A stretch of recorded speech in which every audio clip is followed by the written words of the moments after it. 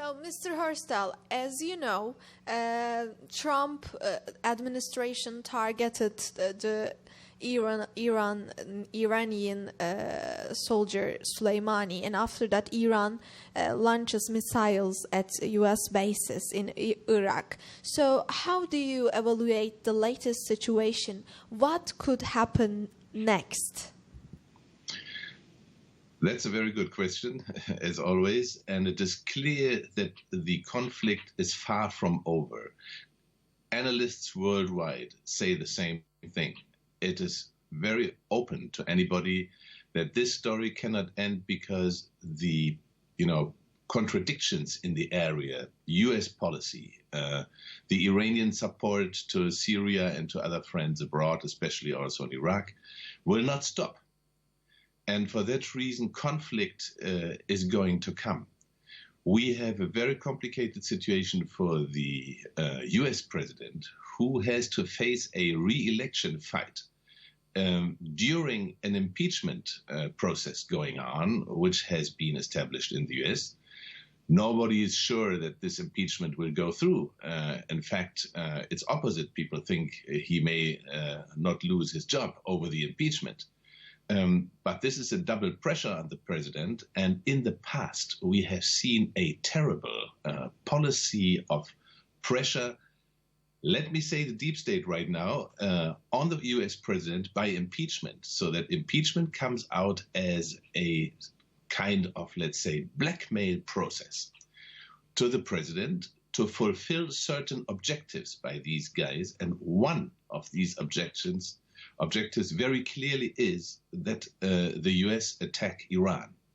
We have had Israel pushing very hard for this, so hard that there were very unpleasant scenes with Netanyahu visiting Washington and getting the word from the American acting Minister of Defense that no is no. Do you understand the word no? This was all reported by the New York Times and is very credible. And Israel at that time didn't go through.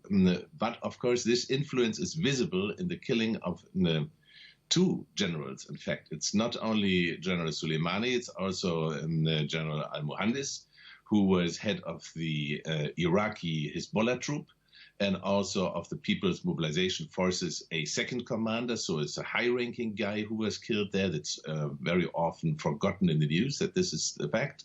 So there were two the top-ranking people being killed by the U.S., and that shows some signs. Let me just give a very brief look back at what President Clinton did under impeachment, but of course that was in his second term, so he was not fighting for re-election.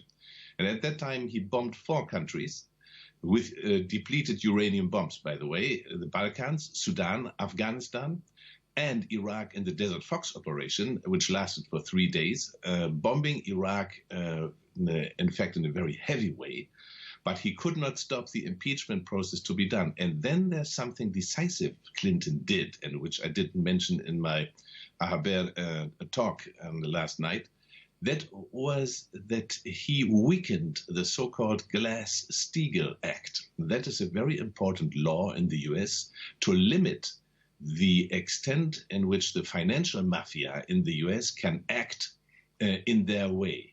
So he made a new law. He called that a modernization, but that was a major story to, in fact, damage this Glass-Steagall-Act, which separates banks speculating in the stock exchanges from those keeping the money of their customers. That is an important law to limit the powers of the financial mafia, and Clinton, in fact, killed it. And this under pressure. So we can expect more of this to come during the impeachment process against President Trump. And this is a very, very bad kind of security concern we have over this interior blackmail from inside the U.S. against the U.S. president. Yesterday, Donald Trump made a speech, and he summoned NATO for intervene the problems in the Middle East much more. And he said that European Union, Russia, and China have to make a new nuclear deal with Iran. So, how do you evaluate the European Union's role in this tension? The European Union does not have a unified stance and not a very strong stance in all these issues. There are certain flaws to it. First of all, they appeared completely weak when Trump one-sidedly and without any pressure left the nuclear deal and broke it, in fact. It's not leaving a deal, it's breaking it. So this is what we have here.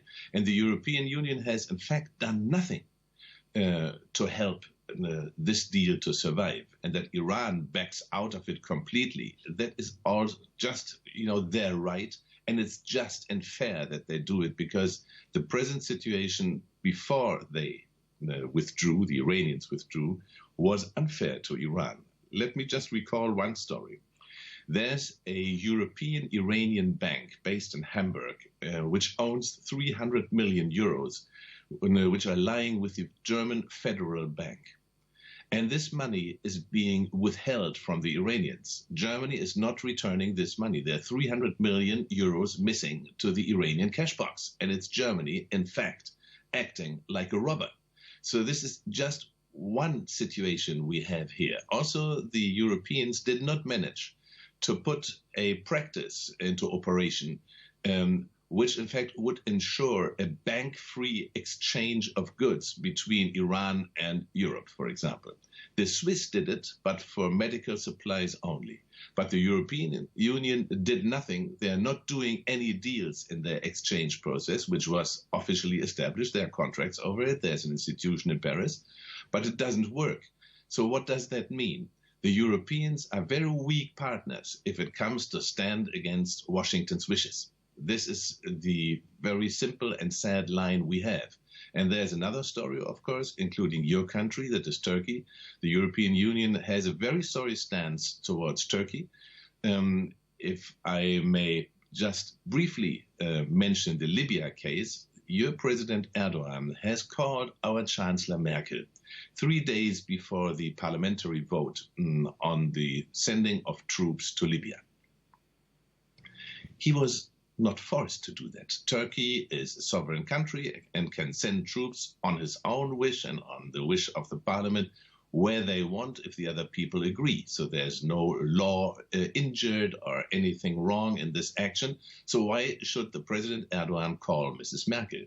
He does so as he always does so. And I watched this over the years, that he tries very hard to talk to the people, to make sure that they understand the Turkish action, make sure that the motivation behind is clear, make sure that they understand that Turkey is not up to aggressive acts and wants to start massacres in Libya and things like this. And very funny, or very sad, the fact that this was only a training mission to which the troops were sent now to Libya, Turkish troops, is not being reported in the German media and in the Western media, widely not reported. They say he's sending troops. They don't say it's a training mission. They don't say that this is not, an invasion to occupy territory or things like this.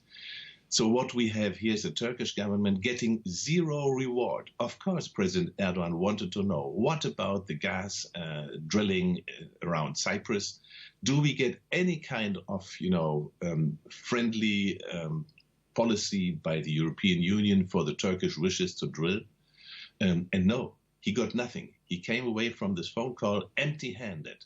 And this is also a very bad story and not reported at all, that the President Erdoğan, without having the need, asks Mrs. Merkel about her opinion on the Libya story, but he's not getting any, let's say, friendlier policy from the European Union for the rights of the Turkish people for these kind of resources in the Mediterranean Sea. And that is very sad. It's not friendly. It's not a partnership. I don't know what this kind of European policy towards Turkey is. I'm sad about it. So we can say that sometimes United States media and European media could make manipulations.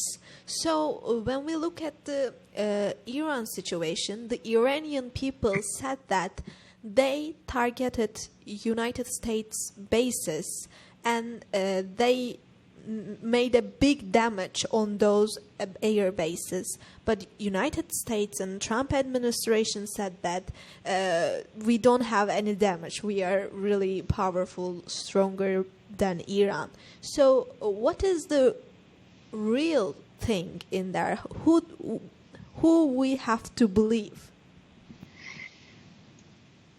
Iran claims 80 dead American soldiers and a lot of damage. And America says, well, that was very limited damage, and they claim no soldier was killed. So what to believe? I don't have my own sources telling me that there was this and this much, success on the Iranian side, if we can call the death of human beings a success. One thing is clear. We had a very interesting news blackout for the hours after the Iranian bombardment on the 2 U.S. bases. By the way, in Erbil, there were also German soldiers on the base. So this is with no losses as far as the German government and their publications are concerned. So that was also a sign towards Germany that we should not play host to U.S. drone attacks in other countries, especially in Iraq, on General Soleimani. So what is now the fact on the ground? The fact on the ground is that there must have been considerable damage. Otherwise, you cannot understand what I've just written in the New York Times this morning, that a general said that the hits of the Iranian missiles were so close to equipment and buildings and other things that the Iranian intention must have been readiness to kill. So if the American side, concedes that this was so close, then we can imagine that something has happened. How much exactly, I don't know. But in fact, it is not important. It is very important what is the outcome. And the outcome is obviously that the deep state in the US for now allows Mr. Trump not to continue his bombing raids against Iran. Let's just remember what he said before these bombing raids, both the US side and the Iranian side. He said, we don't want any more threats from Iran. And after the bombing raid had happened, it was clear that the US was awaiting an answer, but it was also clear that Trump had said, we are training 52 fighter jets for bombing Iran, and we have 52 targets in Iran, including, that was later recalled, some cultural sites. That was later denied that cultural sites were in the picture. Anyhow, that was on the table, and that shows there's a certain U.S. aggressiveness against Iran. Now that, again, the sanctions against Iran are even lifted again, which are the strongest sanctions in the history of mankind. So how the US is doing these illegal sanctions, unilateral, uncalled for, unnecessary sanctions against Iran all the time, the war, in fact, of the US against Iran is continuing. It has just reached a certain stage, which is a very violent stage. Nobody can be happy about it. And the US policy is very clearly designed to effect a regime change in Iran, no matter what the president says today. United States sent a letter to the United Nations, and Trump administration said that we are ready for negotiation with Iran. So do you think that Tehran and Washington could sit down on the negotiation table? Iran has very, very surely, securely, and very clearly refused any of this kind of idea of sitting at the table while the sanctions are going on. And that is in a way justified because the American side would immediately be very noisy about that the Iranians had to bow down and to go into these negotiations due to the tough sanction regime the US has illegally imposed on Iran. So that is the situation where you don't negotiate. But we can understand from the news blackout after the Iranian bombing, which was bilateral. The US didn't say anything and Iran didn't say anything either. It was later that they said 80 American soldiers were killed. And that shows that there is a negotiation line below the table, let's say. They are talking to each other and they are coordinating each other, and Iran has, hit back after the terror killing of General Soleimani, and the US is not retaliating. That was my hope, that this, in fact, was working, and it works. But official negotiations right now, I don't see any chance for it.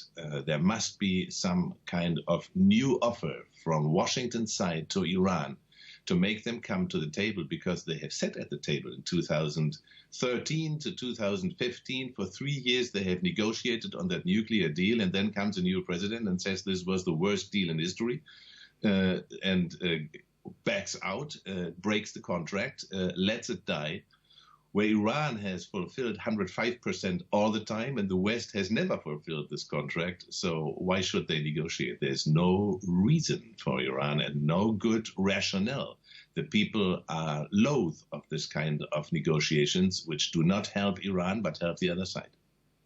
How do you evaluate Trump's Iran strategy? Do you think that he can get what he wants at the end of the tensions? You see, we have a very long history, and in AHaberTV, we had a very good late-night discussion show showing how long the history of oppression and killing and regime change and whatever in Iran is by Washington. And it has never achieved its goals. And it will not. I'm very sure. Even if the US go out for a full-fledged war with Iran, and I can tell you, the deep society in the US is deeply against such a war. The military side is very unhappy if Trump would do this kind of thing. And in the past, we had, dozens of ex-generals speaking out publicly against any war attack on Iran. So this is the situation. And the Iranian people have shown after the killing of their, let's say, hero, Soleimani, a very gifted person, that they stand united no matter what. The Iranian situation is very bad. We have high-flying corruption in the country. We have poverty. We have even hunger in Iran. And still the people stand together for their country under attack. So Trump has done something for Iran, which I think he did not intend, in a very difficult situation, which was in fact prepared by the CIA very hard to effect a regime change and to cause unrest in Iran. He has made sure that Iran will now stand together very much. Any more attack and Iran will close the ranks even further if that is possible, and will stand up against any American attack, and they will not succeed, very surely. Thank you so much, Mr. Hörstel.